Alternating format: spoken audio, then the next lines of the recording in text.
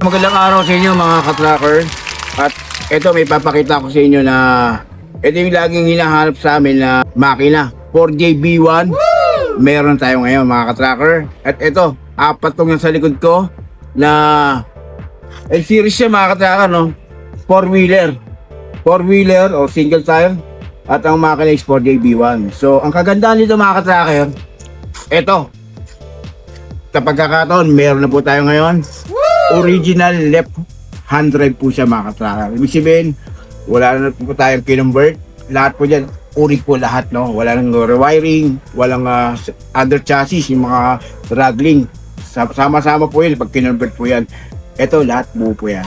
Ibig sabihin, urig po natin makukuha to na left hand drive na po mga ka-trackers. So, apat po to mga ka-trackers, available to for wheelers, 4-wheeler.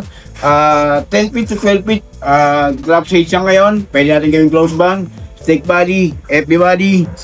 So ayan, pagpipilian nyo mga ka-trackers sa dalawa, tatlo, at meron pa dito. Ayan mga ka-trackers, apat. Kagandahan ito mga ka-trackers, napaka mataas siya, oh. Ang laki ng gulong niya compare sa mga yung mga 4JB1 po natin, maliit lang yung gulong. Ito, malalaking mga gulong to. So, kaya pitable to. Mag-expand tayo ng panel, no? Pwedeng close band. Laki na, yung 12 feet. Pwede po yan, mga trackers. So, ayun na, yung mga naghahanap ng orig left hand drive. Ayun na, nandito na sa Golden 20. Kaya, anong nililay, kayo na lang, mga ka-tracker. Na baka kayo na ang magmamayari nito. Kaya tawag lang po kayo, mga ka-trackers.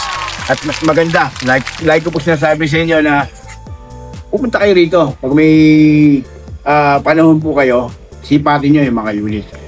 So yun lang mga trackers, maraming salamat sa inyo. At ayan,